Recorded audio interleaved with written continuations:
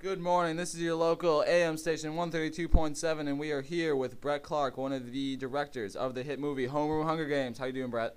I'm doing really good. Thanks for having me on the show. No problem. What are you here to talk about today? We want a little more insight on the movie, and hopefully you could let us in on a few things that people may have not known of earlier or before. Well, there's always struggles when you're making a movie, and one of the biggest struggles we had was having 4 actors and 1 cameraman who happened to be an actor off the set.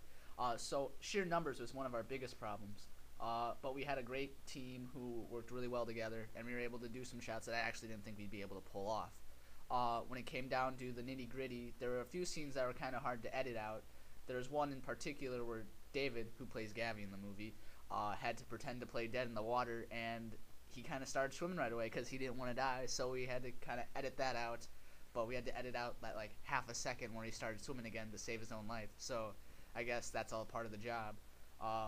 But a lot of editing, a lot of hard work, and we were able to actually pull off something that we never thought was possible. And look at where we are now. All 4 of us are having a great time. That's awesome. I guess did you have any problems with the lack of props? Because it seemed like you guys really made a lot out of nothing, really.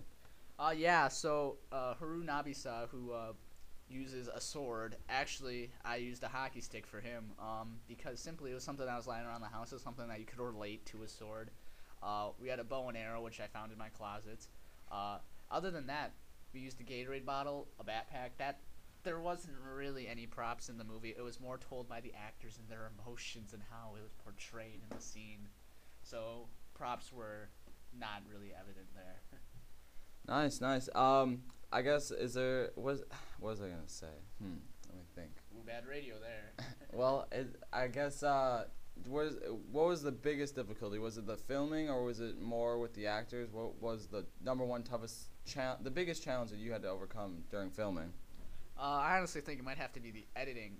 We spent 2 days filming, and then we spent a lot more time editing. I mean, we spent the same amount of days editing, but it was just the amount of hours you'd pour into editing that perfect cinematic sequence that it just took forever. I had ended up doing the audio for the video, and it took a lot to overlay the music in a way that it didn't completely throw off the audience because our video did not have dialogue. So not having that dialogue, you needed the music to tell what they were saying and tell what was happening without having annoying little subsections all the time. We occasionally had 1 or 2, but it wasn't every single second where the viewers like what's going on. So the audio was a big part. There are times where you had to cut out the audio so that the audio overlaid. We also had a great editor, Cole, who actually is not here today. He ended up meshing the video together. He started shaving off parts and parts, and he actually overlaid footage so that like it'd fade in, fade out. And he didn't spend quite as long, but it's like he's just so good at it that he didn't need to spend so much time on it. That sounds awesome. One more thing that people were wondering, what went into the choice of music that you had? There's a few different variations of music in the movie, and people want to know where did that come from, and how'd you get it? Well, a lot of it was royalty free, except for the last Star Wars music, because I love Star Wars, and I just kind of felt that it was beautiful for that situation because it's basic Star Wars. I mean, Star Wars is full of fighting and full of action, so it's like, why wouldn't use that music? We used 30 seconds of it because it was perfectly timed, and we didn't have to have George Lucas sue us.